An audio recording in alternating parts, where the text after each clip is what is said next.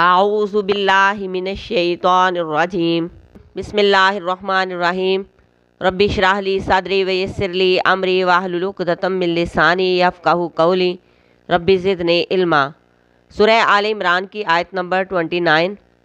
کل کہہ دیجئے ان اگر تخفو تم چھپاؤ ما جو فی صدورکم تمہارے سینوں میں ہے، او یا تبدوہ تم ظاہر کرو اسے، یعلمہ اللہ جانتا ہے اسے اللہ، وَیعلمُ اور وہ جانتا ہے ما جو فی السماوات آسمانوں میں ہے، وما اور جو فی الارض زمین میں ہے، واللہ اور اللہ علی اوپر کلی ہر شیء چیز کے قدیر بہت قدرت رکھنے والا ہے۔ دوستی کا تعلق دل سے ہوتا ہے۔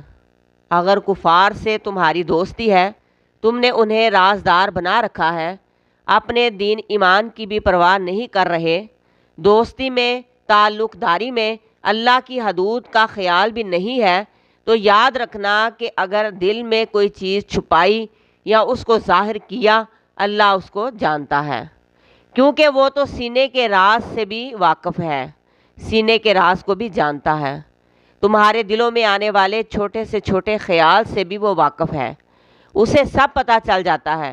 تم بے شک کہتے پھرو کہ ایسے نہیں ویسے ہے، میرا کوئی ایسا ویسا تعلق نہیں۔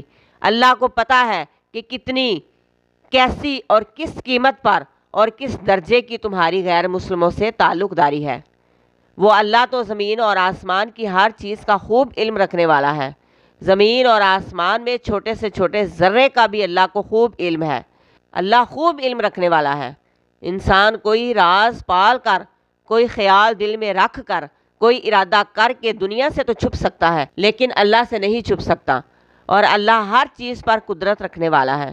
جب اللہ ہر چیز پر، ہر کام پر قادر ہے، کچھ بھی اس کے لیے مشکل نہیں، تو ہم پھر غیر مسلموں کے ہاتھوں کیوں اپنا ایمان بیچ رہے ہیں؟ پیسے کی خاطر آج کا مسلمان ہر وہ کام کرنے کو تیار ہے جس کی شریعت اجازت ہی نہیں دیتی۔ یہ سب کام اس لیے ہو رہے ہیں کیونکہ آج کے مسلمان کا ایمان کمزور ہے۔ جب اللہ تبارک و تعالی ہر کام، ہر آس، ہر امید کو پورا کرنے پر پوری طرح قادر ہے، تو ہمیں دوستی اور محبت کا رشتہ بھی صرف اور صرف اس رب سے ہی لگانا چاہیے جس کا سہارا اللہ ہو، اس کو کسی دوسرے کے سہارے کی ضرورت نہیں۔